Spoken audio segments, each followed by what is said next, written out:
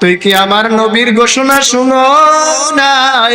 আমার নবী ডাক দিয়া বলে, ইদা জা রমাদান ফাফুতিয়াত আবওয়াবুল জান্নাহ, এই রমজান মাসে জাহান্নামের সমস্ত দরজাগুলো বন্ধ। আমার মাওলায় বলে জান্নাতের দরজা খোলা। এ বান্দা বান্দি তোরা তওবা করিয়া ফিরিয়া আয়। ওয়া ইযা সালাকা ইবাদি আন্নী ফা ইন্নী করিব উজিবুদ দাওয়াতাদ দাঈ ইযা দাআন ফালিয়াস্তাজিবু লি ওয়াল ইউমিনু বি লাআল্লাহুম ইয়ারশুদুন। এ বান্দা বান্দিয়া তওবার দরজা খোলা আছে, আমি মালিকের কাছে তওবা কর। তোরা তওবা করতে দেরি হবে, আমি মালিক তোদের তওবা কবুল করতে দেরি করব না। এই রমজান মাস তোদেরকে দান করলাম, জান্নাতের সব দরজাগুলো খোলা, জাহান্নামের দরজাগুলো বন্ধ। এই বান্দা সবার কপালে হেদায়েত হবে না। সবার কপালে যদি হেদায়েত থাকতো, নবীজিকে লালন পালন করেছে নবীজির চাচা, আপন চাচা, শত্রুরা ভয় পাইতো নবীজিকে কিছু বলতে, যে কিছু বললে মুহাম্মদ অ্যাকশন নিবে, মুহাম্মদকে কিছু বললে তার চাচা অ্যাকশন নিবে। আমার বাতিজাকে কি বলছো, এই ভয়তেও আল্লাহর রাসূলকে কাফেররা কিছু বলে না। কথা বলেন ঠিক কিনা? সেই নবীর ঘরে জন্ম, নবীর সাথে থাইকা নবীকে লালন পালন করেছেন তার আপন চাচা। হেদায়েত থাকলে তার আপন চাচা কালেমা করে মুসলমান হইতো। কথা বলেন ঠিক কিনা? সেই নবীকে তার চাচাও কিন্তু পরীক্ষা করছে। কথা বলেন ঠিক কিনা? আবু লাহাব, উতবা, সাইবা অনেক পরীক্ষা করছে না? আবু জাহেল নবীকে পরীক্ষা করছে কি করে না? নবীকে বিভিন্ন সিস্টেমে পরীক্ষা করছে,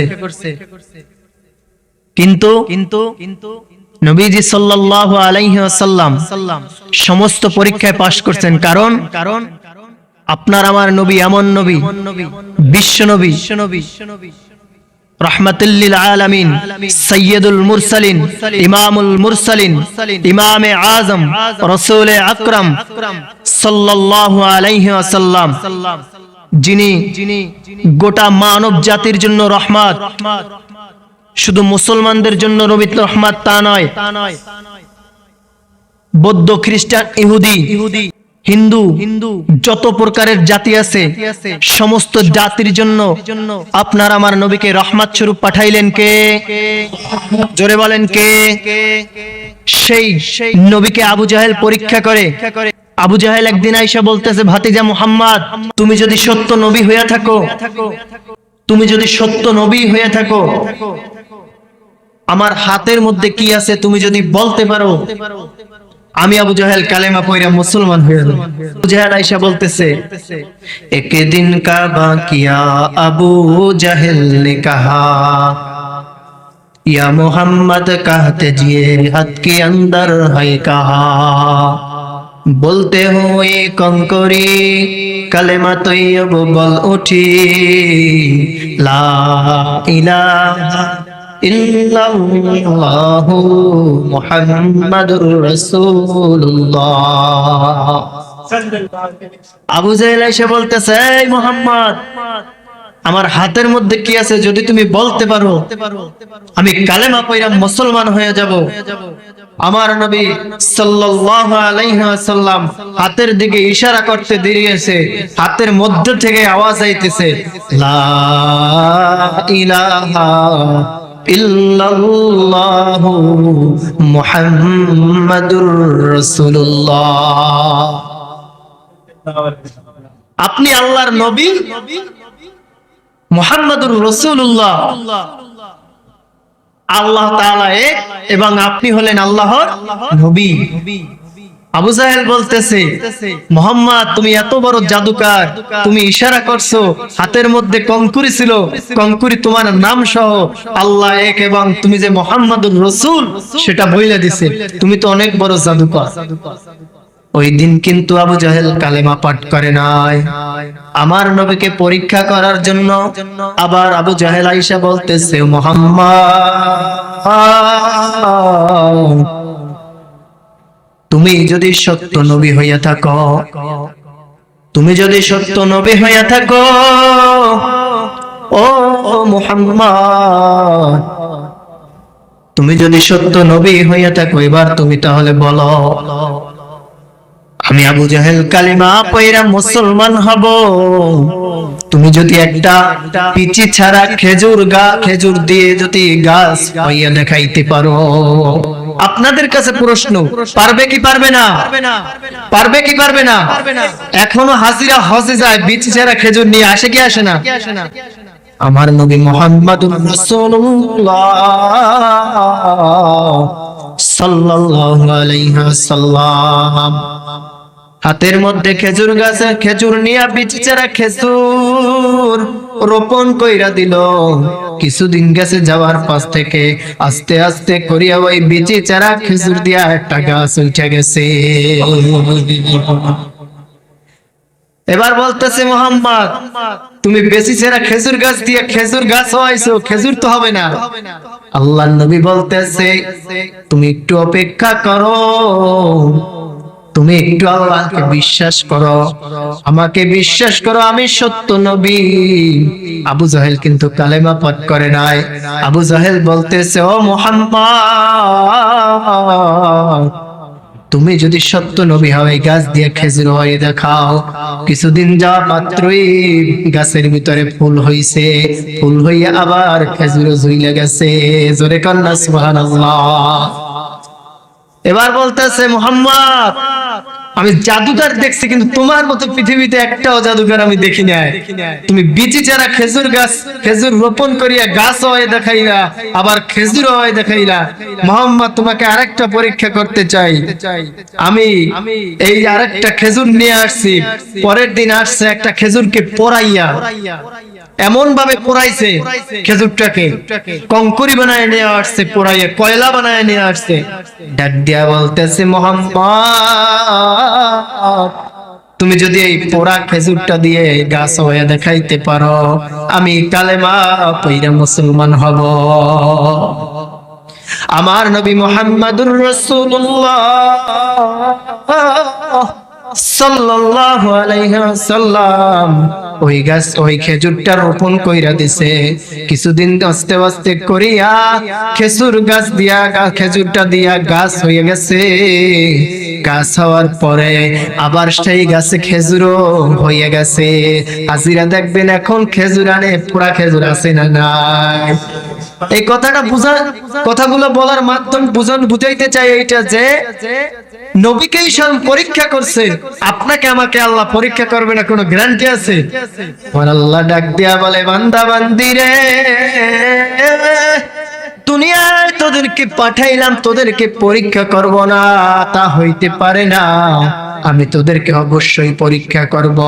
ওয়ালা নাবলুওয়ান্নাকুম বিশাইইন মিনাল খাউফি ওয়াল জু, আমি তোদেরকে পরীক্ষা করবই করব।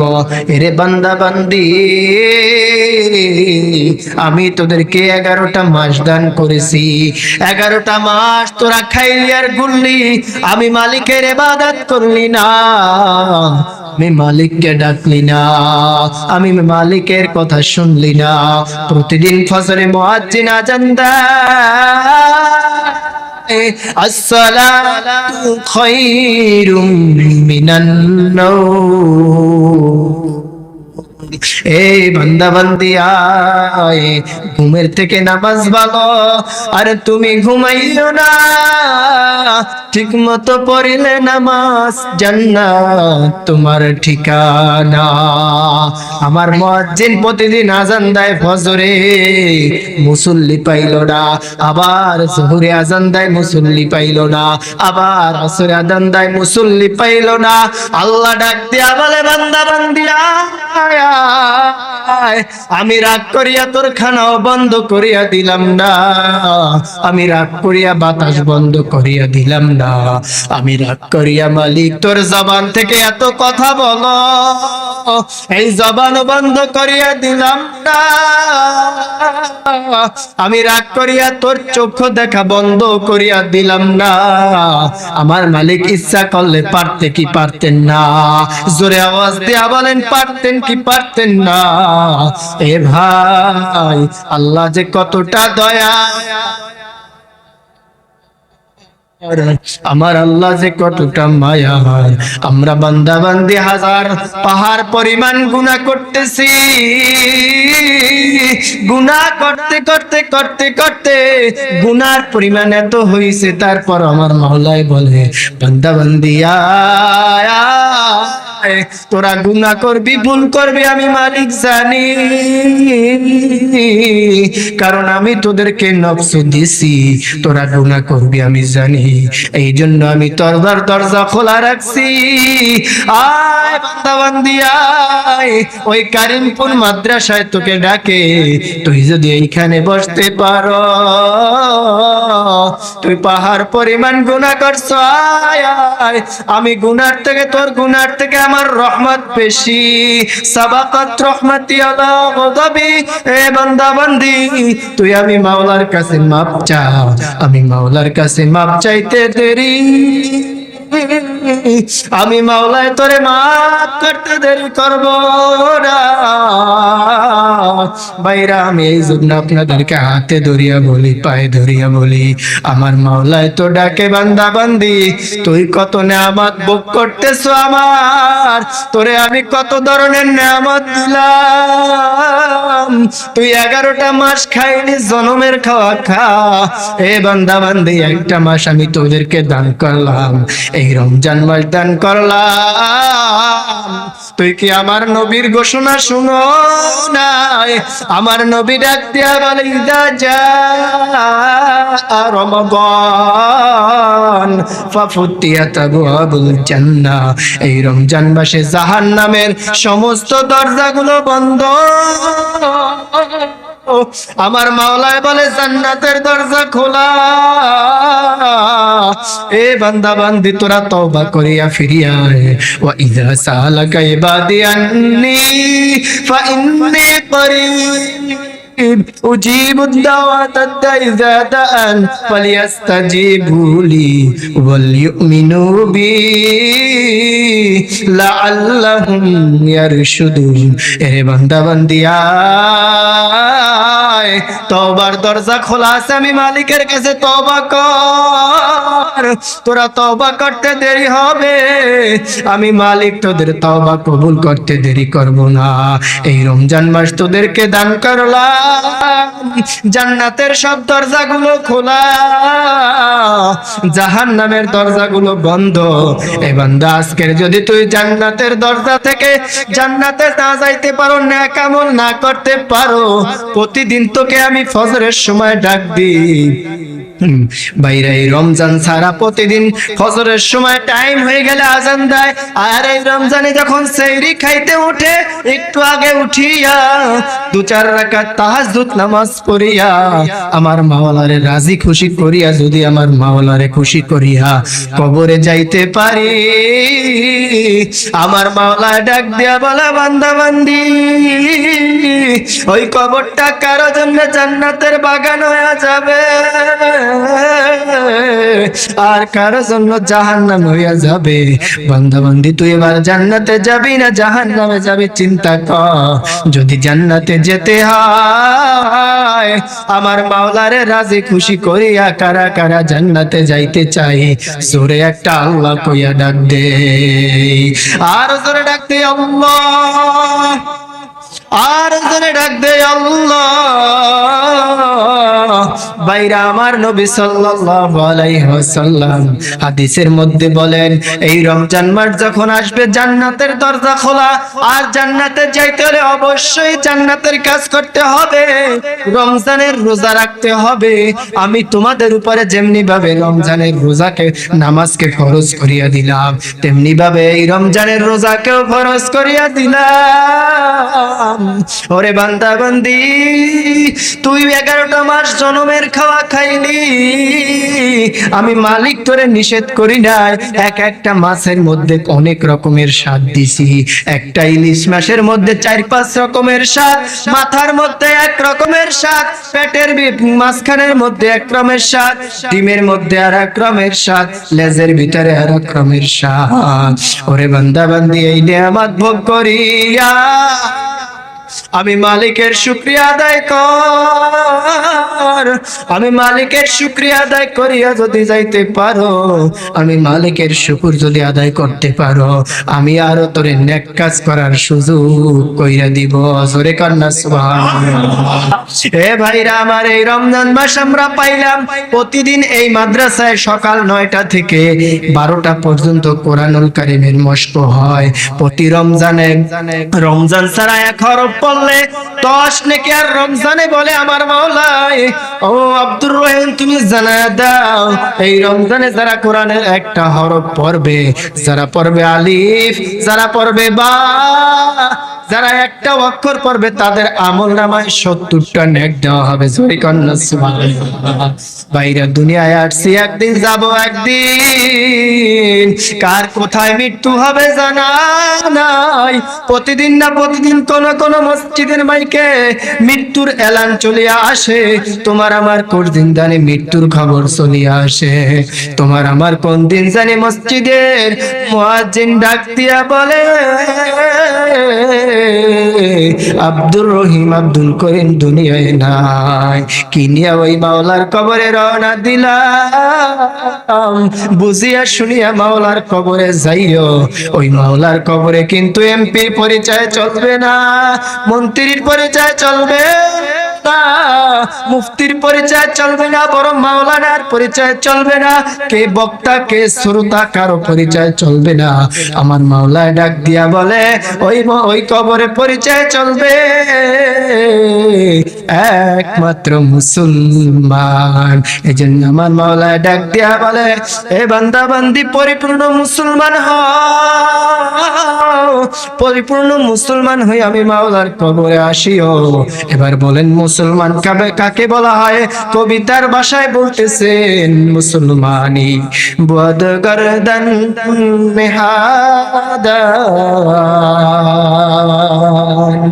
ইনানে খুদা বদসতে খাজাদান গর্ব সুরাত আদমি ইনসাবুদে আহমদ